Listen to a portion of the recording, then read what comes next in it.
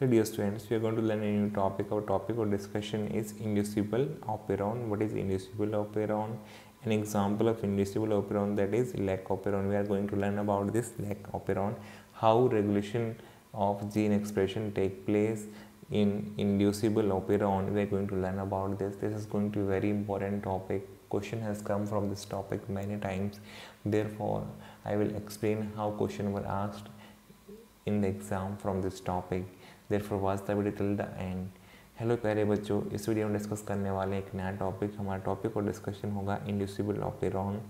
Inducible gene के basis पे inducible operon बोला गया है, जिसमें आता है लैक ऑपेरॉन. तो लैक ऑपेरॉन के बारे में डिस्कस करने वाले हैं. लैक ऑपेरॉन से एग्जाम में कई बार क्वेश्चन आ चुका है. कैसे क्वेश्चन आया है यही मैं आपको समझाने वाला हूँ. तो वीडियो को एंड तक देखना है, बहुत ध्यान से देखना, आपको सब बातें समझ में आ जाएंगी.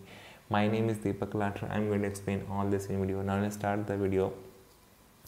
देखो बेटा, इससे पहले हमने एक वीडियो देखा था रेगुलेशन जीन एक्सप्रेशन. अगर आपने वीडियो नहीं देखा है, पहले आप उस वीडियो को देखो, मैं रिकमेंड करूँगा. फिर आप इस वीडियो को देखना जिसमें हमने पढ़ा था. उस वीडियो के अंदर हमने रेगुलेशन जीन एक्सप्रेशन समझा था, कहाँ पे रेगुलेट कर सकते हैं. साथ में हमने टाइप्स ऑफ यहाँ पे जीन देखा था, नॉन कॉन्स्टिट्यूटिव टाइप देखा था, इंड्यूसिबल और रिप्रेसिबल. आज हम डिस्कस करने वाले हैं इंड्यूसिबल, जिसके अंदर लैक ऑपेरॉन हमारा एग्जाम्पल है. और फिर हमने ऑपेरॉन कॉन्सेप्ट के बारे में पढ़ा था. तो यही सब बातें यहाँ पे यूज़ में आने वाली हैं. देखो, लैक ऑपेरॉन जो जीन रेगुलेशन होता है ई कोलाई के अंदर, वो कैसे होता है. लैक का मतलब होता है बेटा यहाँ पे लैक्टोज के लिए है. Lac LAC for lactose sugar है, डाइसेक्रेहाइड है जो ग्लूकोज लैक्टोज से मिलकर बनी होती है. देखो, अगर ई कोलाई जो है ग्रो कर रही है ऐसे मीडियम में जिसमें ग्लूकोज है, इसका मतलब क्या है, इसने लैक्टोज को तोड़ लिया होगा और लैक्टोज को टूटने के बाद में ग्लूकोज और लैक्टोज में कन्वर्ट होता है. अगर इसके पास मोनोसेक्राइड रहेगा तो फिर ये डाइसेक्राइड को नहीं तोड़ेगी फर्दर, क्योंकि मोनोसेक्राइड तो इसको ज़रूरत होती है, इसको डायरेक्टली यूज़ नहीं कर पाती है, मोनोसेक्राइड को यूज़ कर पाती है.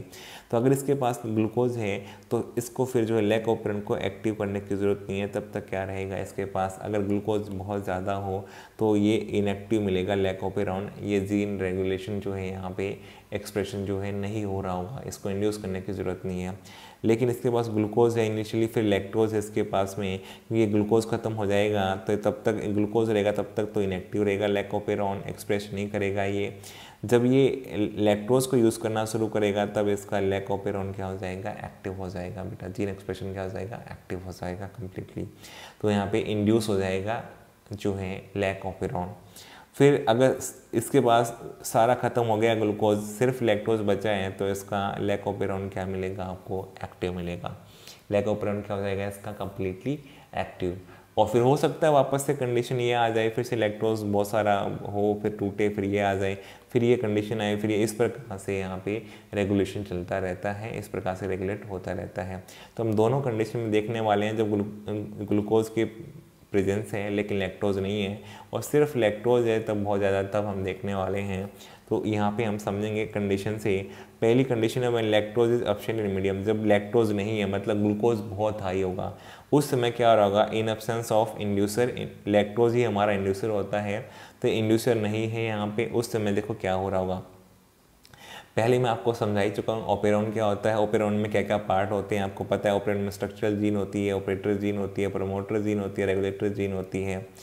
तो ये 4 जीन एक साथ कोडेड वे में काम करती हैं. इसमें स्ट्रक्चरल जीन जो है यहाँ पे 3 टाइप की हैं, एक Z है, एक Y है और एक A है.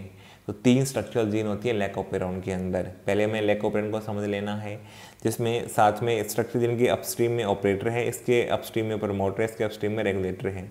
जो रेगुलेटर जीन है इसको I से लिखते हैं, I जीन बोलते हैं, ये याद रखना है. प्रमोटर जीन को हम P से लिखते हैं, ऑपरेटर को O से लिखते हैं, और स्ट्रक्चरल जीन जो भी नाम दिए गए वो अलग अलग में अलग अलग हो सकते हैं. अब देखो, जो आई जीन है हमेशा एक्सप्रेस करती है, और जो जीन हमेशा एक्सप्रेस करे उसको हम क्या बोलते हैं बेटा, कॉन्स्टिट्यूटिव. क्या बोलते हैं, कॉन्स्टिट्यूटिव या हाउस कीपिंग जीन बोला जाता है. तो ये रिप्रेसर mRNA बनाएगी. रिप्रेसर mRNA का ट्रांसक्रिप्शन हो गया है तो mRNA बनाओ, फिर ट्रांसलेशन होगा तो क्या बनेगा, रिप्रेसर प्रोटीन बनेगा. इस प्रोटीन के पास एबिलिटी है, क्योंकि बेटा ये रिप्रेसर कैसा है, एक्टिव है. ये रिप्रेसर कैसा है बेटा, ये एक्टिव है रिप्रेसर. अभी अगर इसकी कंडीशन देखोगे तो आप कैसा है ये रिप्रेसर बेटा, एक्टिव कंडीशन में. किस कंडीशन में है बेटा, एक्टिव कंडीशन में है. अगर ये रिप्रेसर एक्टिव होगा तो इसके पास एबिलिटी है to bind at the operator gene वाले रीजन पे बाइंड करेगा, जो आप देख भी पा रहे हैं। देखो यहाँ पे ये इसने बाइंड कर लिया। इसके बाइंड करने से क्या होगा कि यहाँ पे जो आरएनए पॉलीमरेज प्रमोटर रीजन पे बाइंड किया था वो आगे नहीं जा पाएगा। अगर वो आगे ही नहीं जा पाएगा, उसका रास्ता ब्लॉक कर दिया गया है रिप्रेसर प्रोटीन के द्वारा या एक्टिव रिप्रेसर के द्वारा, तो यहाँ स्ट्रक्चरल जीन का ट्रांसक्रिप्शन नहीं हो पाएगा, ना ही ट्रांसलेशन हो पाएगा।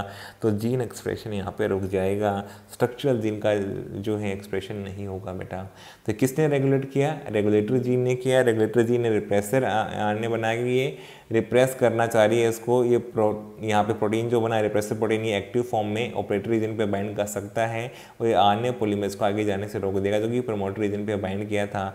अब स्ट्रक्चरल जीन का ट्रांसक्रिप्शन भी नहीं होगा, ट्रांसलेशन भी नहीं होगा। तो ये लैक्टोज की एब्सेंस में ऐसा हो रहा है। जब हो सकता है यहाँ पे लैक्टोज बिल्कुल भी जो है लो कंडीशन में रहा होगा, तब जाके ऐसा हुआ होगा। when lactose is present in the medium, जो लैक्टोज मिलने लग जाए in presence of inducer, inducer आ गया है, लैक्टोज का इंड्यूसर बोलते हैं, तब क्या होगा? पहले जैसे आई जीन एक्सप्रेस करी थी तो रिप्रेसर एमआरएनए बना रही थी, क्लियर है, रिप्रेसर प्रोटीन बनाया इसने। अब ये इंड्यूसर आ गया है, लैक्टोज इसका इंड्यूसर है, डाइसेक्टर का इंड्यूसर है। अगर लैक्टोज बाइंड करेगा तो ये रिप्रेसर कैसा हो जाएगा बेटा? इनएक्टिव। कैसा हो जाएगा रिप्रेसर? ये इनएक्टिव, क्योंकि ये इसके अंदर कन्फर्मेशनल चेंज ला देगा कुछ ऐसे, जिसकी वजह से ये यहाँ जाके ऑपरेटर रीजन पे नहीं बाइंड कर पाएंगे, स्पेसिफिसिटी लूज कर देगा। स्पेसिफिक होते हैं यहाँ पे बाइंड करने वाले स्ट्रक्चर्स, तो स्पेसिफिसिटी लूज कर देगा। अगर ये इनएक्टिव रिप्रेसर बन गया, किसकी वजह से बना? लैक्टोज के आने से। तो लैक्टोज ने क्या कर दिया? जीन एक्सप्रेशन को इंड्यूस कर दिया, क्योंकि अब ट्रांसक्रिप्शन भी हो रहा है, ट्रांसलेशन भी हो रहा है, आप देख सकते हैं। तो इसलिए लैक्टोज को क्या बोलते हैं? इंड्यूसर बोला जाता है। तो ये आरएनए पॉलीमरेज यहाँ आएगा, इसको क्या कर देगा बेटा? ट्रांसक्राइब करेगा स्ट्रक्चरल जीन तीनों को ZYA, इससे लैक एमआरएनए मैसेंजर आरएनए बनेगा और फिर ट्रांसलेशन होकर क्या बन जाएगा इससे? यहाँ पे आप देख सकते हो प्रोकैरियोट है तो पॉलीसिस्टोनिक होगा। तो यहाँ पे जेड से क्या बनेगा? Beta glycosidase enzyme. ये प्रोटीन जो बना है ये प्रोटीन एंजाइम का काम करेगा, जो कि क्या बनेगा? एंजाइम इस प्रोटीन से बीटा ग्लाइकोसाइडेज। सेकंड वाई से जो प्रोटीन बना है उससे क्या बनेगा? एंजाइम परमिएज। और ए से जो बना है प्रोटीन उससे क्या बनेगा? Enzyme transacetylase. ये तीनों टाइप के एंजाइम्स अलग अलग फंक्शन करते हैं, ये हम समझने वाले हैं। अभी आपने क्या समझा कि लैक्टोज प्रेजेंट होगा तो लैक्टोज इंड्यूसर का काम करेगा और ये रिप्रेसर को इनएक्टिव कर देगा, तो ये ऑपरेटर रीजन पे बाइंड नहीं कर पाएगा, और नहीं बाइंड करेगा तो आरएनए पॉलीमरेज ट्रांसक्राइब कर देगा स्ट्रक्चरल जीन को, और इससे फिर क्या बन जाएंगे? प्रोटीन। प्रोटीन से क्या बनेंगे? एंजाइम, जैसे बीटा ग्लाइकोसाइडेज, परमिएज और ट्रांसएसिटाइलेज। तो ये जीन एक्सप्रेशन ऑन हो गया है, पहले ऑफ था जब लैक्टोज नहीं था, अब कैसा हो गया है? ऑन हो गया है या इंड्यूस हो गया है। इसलिए जीन को हम क्या बोलेंगे? Inducible gene. क्या बोलेंगे?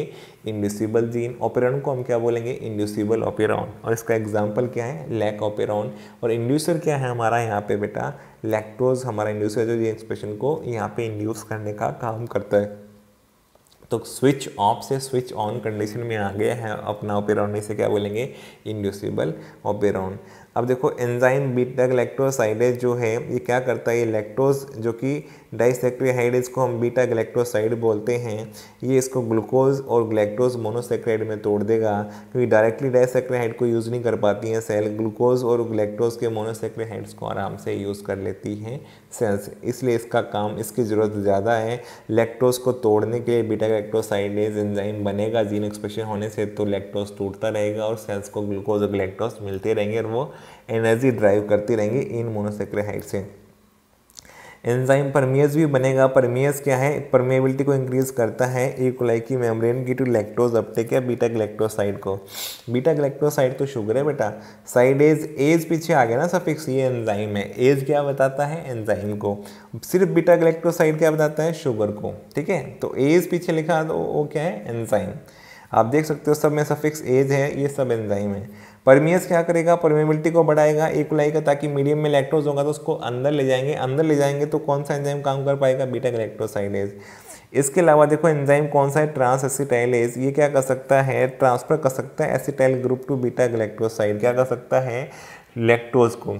तो कहीं पे मैंने लैक्टोज लिख दिया, कहीं पे बीटा ग्लाइकोसाइड, तो ये सेम है बेटा। बीटा ग्लाइकोसाइड लैक्टोज से एक ही चीज़ है, उसी के दो नाम है। तो ये एसिटाइल ग्रुप ट्रांसफ़र कर सकता है। एसिटाइल ग्रुप आपको पता है CH3 ग्रुप ट्रांसफ़र कर सकता है बीटा ग्लाइकोसाइड, और यहाँ पे ट्रांस एसिटाइलेज ये एंजाइम काम कर सकता है। तो आपने देखा कि यहाँ पे Z से बीटा ग्लाइकोसाइडेज एंजाइम बना है, Y से परमिएज बना है और A से एसिटाइलेज ट्रांस एसिटाइलेज एंजाइम बना है। अब देख सकते हैं कि लैक्टोज या एलोलैक्टोज इसका इंड्यूसर कहलाता है। लैक ऑपरेंट का एग्जाम में क्वेश्चन आ चुका है कि इसका इंड्यूसर कौन सा होता है। तो इंड्यूसर कौन सा है बेटा, लैक्टोज या फिर एलोलैक्टोज। एलोलैक्टोज इसी का ही एक तरीके से सिमिलर फॉर्म है लैक्टोज का, उसको बोलते हैं एलोलैक्टोज। तो ये इंड्यूसर का काम करते हैं। लेकिन आपको पता है कुछ लैक्टोज मॉलिक्यूल अगर इंड्यूसर का काम करेंगे या इरेप्रेसर प्रोटीन से बाइंड करेंगे तो ये कुछ काम नहीं आएंगे, जबकि इनसे तोड़ करके हम क्या बना सकते हैं, ग्लूकोज ग्लैक्टोज। ये तो एनर्जी दे सकते थे, अगर ये रिप्रेसर प्रोटीन से बाइंड करके रहे तो ये वेस्ट चले जाएंगे हमारे लैक्टोज मॉलिक्यूल। इसलिए ग्रेसियस इंड्यूसर होता है। ग्रेसियस इंड्यूसर का मतलब क्या है, जो दिखते तो लैक्टोज के जैसे हैं लेकिन लैक्टोज मॉलिक्यूल नहीं होते हैं, तो उसके जैसे दिख सकते हैं। तो इनका एग्जाम्पल क्या है ग्रेसियस इंड्यूसर का, तो IPTG आइसोप्रोपाइल थायोग्लैक्टोज, जो दिखते तो लैक्टोज के जैसे हैं लेकिन लैक्टोज नहीं होते और काम लैक्टोज वाला इंड्यूस करने वाला कर देंगे। तो ऐसे इंड्यूसर क्या कहलाएंगे, ग्रेसियस इंड्यूसर। क्या कहलाएंगे बेटा, ग्रेसियस इंड्यूसर। क्या कहलाएंगे, ग्रेसियस। तो उसमें कौन आ सकता है, हमने लैक्टोज को वेस्ट भी नहीं किया और लैक्टोज जो मॉलिक्यूल होंगे उसको तो हम तोड़ करके उससे ग्लूकोज और ग्लैक्टोज निकाल लेंगे और ग्रेसियस इंड्यूसर को लगा के छोड़ देंगे रिप्रेसर पे IPTG, इससे आइसोप्रोपाइल थायोग्लैक्टेज। तो इससे क्या होगा कि हमारा जीन एक्सप्रेशन ऑन रहेगा और हमारे Z, Y और A जीन के स्ट्रक्चर जीन के एंजाइम्स या प्रोटीन्स बनते रहेंगे और हम अपना काम कर सकेंगे। तो सारे एंजाइम बना पाएंगे हम IPTG की प्रेजेंस में भी, क्योंकि ये ग्रेसियस इंड्यूसर का काम करेगा। फिर बता रखा है कि जो लैक ऑपरेंट है बेटा, ये पॉजिटिव रेगुलेशन भी शो करता है और negative, it shows both, positive negative regulation दोनों शो करता है। पॉजिटिव कब करेगा, देखो पॉजिटिव कब है, जब आपको पता है जब इंड्यूसर आ जाता है तो पॉजिटिव रेगुलेशन हो जाता है। इंड्यूसर के आने से क्या हो जाता है, रिप्रेसर इनएक्टिव हो जाता है और ये RNA पॉलीमरेज ट्रांसक्राइब कर पाता है, लैक mRNA बना पाता है, फिर ट्रांसलेट कर पाता है, प्रोटीन बनाता है। प्रोटीन बनाने के बाद में यहाँ पे जो है अलग टाइप के एंजाइम बन जाते हैं Z से, Y से और A से। तो ये को क्या बोलते हैं, पॉजिटिव रेगुलेशन। तो पॉजिटिव रेगुलेशन कब होगा, इन प्रेजेंस ऑफ इंड्यूसर और लैक्टोज। इंड्यूसर प्लस रिप्रेसर आने से क्या हो जाएगा, इनएक्टिव रिप्रेसर बन जाएगा। तो ये किस कंडीशन में चला जाएगा, स्विच ऑफ से जीन एक्सप्रेशन क्या जाएगा, स्विच ऑन। तो इसी को क्या बोलते हैं, पॉजिटिव रेगुलेशन। अब देखो नेगेटिव रेगुलेशन क्या होगा, जब इंड्यूसर नहीं है तब क्या होगा, नेगेटिव रेगुलेशन। आप यहाँ पे बता सकते हैं जब लैक्टोज नहीं है, इंड्यूसर नहीं है तो नेगेटिव रेगुलेशन है, क्योंकि ये आइजीन ने जो mRNA बनाया उसे प्रोटीन बनाई, ये एक्टिव था और इसने ऑपरेटर वाले रीजन पे बाइंड कर लिया। तो ये रिप्रेसर प्रोटीन जो है इंड्यूसर की एब्सेंस में क्या कर सकता है, ऑपरेटर के साथ बाइंड कर सकता है और ये ट्रांसक्रिप्शन को रोक देगा, ट्रांसलेशन को, इसलिए इसका रेगुलेशन कैसा हो जाएगा, नेगेटिव। जीन एक्सप्रेशन रुक जाएगा। तो जीन एक्सप्रेशन का रुक जाना ही क्या कहलाता है, नेगेटिव रेगुलेशन। तो हम यही पढ़ रहे हैं इन एब्सेंस ऑफ इंड्यूसर, ये लैक्टोज के एब्सेंस में हम बात कर रहे हैं। रिप्रेसर प्रोटीन किससे बाइंड करेगा, ऑपरेटर जीन के साथ में भी रिप्रेसर प्रोटीन कैसा होगा, एक्टिव होगा। तो ये स्विच ऑन अगर इससे पहले रही होगी तो ये क्या कर देगा, लैक्टोज मान लो खत्म हो जाए तो उस कंडीशन में स्विच ऑन से क्या हो जाएगी, स्विच ऑफ क्या हो जाएगी, जीन एक्सप्रेशन रुक जाएगा। इसी को हम क्या बोलते हैं, नेगेटिव रेगुलेशन। तो हमारा लैक ऑपरेरॉन दोनों तरह के रेगुलेशन शो करता है बेटा, पॉजिटिव रेगुलेशन भी शो करता है और नेगेटिव रेगुलेशन भी शो कर सकता है। ये तो सारी बातें हमने डिस्कस की हैं, सब बातें एग्जाम में ऐसे ही आई हुई हैं, जैसे कि it shows both type regulation, positive और negative. Positive presence of inducer या लैक्टोज की प्रेजेंस में, नेगेटिव रेगुलेशन इंड्यूसर की एब्सेंस में शो करेगा। इसके अलावा इसके लैक्टोज एलैक्टोज इंड्यूसर होते हैं। जेड जीन किसको कोड करती है, बीटा ग्लैक्टोसाइडेज। वाई जीन परमियस को ट्रांसलेज ए जीन के द्वारा कोड किया जाता है। ये प्रेजेंस और एब्सेंस में क्या डिफरेंस होता है, यही हम पढ़ चुके हैं यहाँ पे बेटा इसके बारे में। तो यहाँ पर क्लियरली आप देख सकते हैं किस तरह से जो है यहाँ पर डिफरेंट टाइप की क्वेश्चंस बन सकते हैं। एक क्वेश्चन और भी आया हुआ था जहाँ पे क्या पूछा गया था, देखो बहुत सिंपल सा क्वेश्चन था। क्वेश्चन ये था कि बताओ वाई जीन में म्यूटेशन हो गया, ये स्ट्रक्चरल जीन है, इस वाले पार्ट में कहीं कोई न्यूक्लियोटाइड था उसमें म्यूटेशन आ गया। अगर उसमें म्यूटेशन आएगा तो बेटा डेफिनेटली म्यूटेशन के कारण क्या होगा, मान लो यहाँ पे म्यूटेशन होने से ट्रांसलेशन रुक जाएगा। क्यों रुक जाएगा? क्योंकि मान लो स्टॉप कोडन बन गया, कोई कोडन कोडिंग से नॉन कोडिंग बन गया या स्टॉप कोडन में चेंज हो गया, तो उस कंडीशन में क्या होने वाला है बेटा, ये वाई जीन का जो प्रोडक्ट है ये नहीं बनेगा, ना ए जीन का बनेगा, क्योंकि ये प्री मैच्योरली ये यहीं पर रुक जाएगा, ये सिर्फ यहाँ तक कि पॉलीपेप्टाइड को बना पाएगा। तो उसमें क्वेश्चन में ये पूछा गया था कि बताओ वाई जीन में म्यूटेशन हो जाए तो हाइपोथेटिकली मान लो चाहिए इसको, तो बताओ कौन सा प्रोडक्ट बन पाएगा वहाँ पे, क्या तीनों बन पाएंगे, क्या दो बन पाएंगे पहले, या पहला और तीसरा बन पाएगा, या सिर्फ पहला बन पाएगा? तो हमारा राइट आंसर क्या था, सिर्फ जेड जिन का प्रोडक्ट बीटा गैलेक्टोसाइडेज एंजाइम ही बन पाएगा, ये दोनों आगे वाले प्रोडक्ट नहीं बन पाएंगे बेटा, दोनों एंजाइम नहीं बन पाएंगे। वाई जीन का भी नहीं बनेगा, यहाँ पे एक्सप्रेशन रुक जाएगा इसका भी, और ये ए जीन वाला पार्ट भी नहीं बनेगा। तो इसलिए जो है यहाँ पे ना इससे ये बनेगा प्रोडक्ट परमेज ना ट्रांसलेशन, तो इसलिए यहाँ पे क्वेश्चन पूछा गया था वाई जीन में म्यूटेशन अगर हो जाए तो बताओ कौन सा प्रोडक्ट बन पाएगा। तो सिर्फ ये बन पाया था, कौन सा नहीं बनेगा, ना तो वाई का प्रोडक्ट बनेगा ना ए का बनेगा, तो ये दोनों प्रोडक्ट नहीं बनेंगे। तो आंसर ऐसे भी आ सकता है अगली बार, कौन से यहाँ पे नहीं बनेंगे ये पूछ लिया जाए तो वाई और ए दोनों के प्रोडक्ट नहीं बनेंगे, ये भी क्वेश्चन आ सकता है। तो क्वेश्चन हर तरह से आपको सोचना चाहिए किस तरह से क्वेश्चन पूछा जा सकता है एग्जाम में।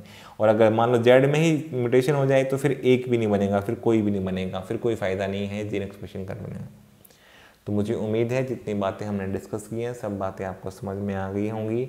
आप क्वेश्चन प्रैक्टिस करेंगे तो आप समझ जाएंगे, जो बात मैंने समझाई है एग्ज़ाम में कैसे आई हुई हैं आपको सब दिख जाएंगी। बहुत ही इंपॉर्टेंट टॉपिक है एग्जाम पॉइंट ऑफ व्यू से।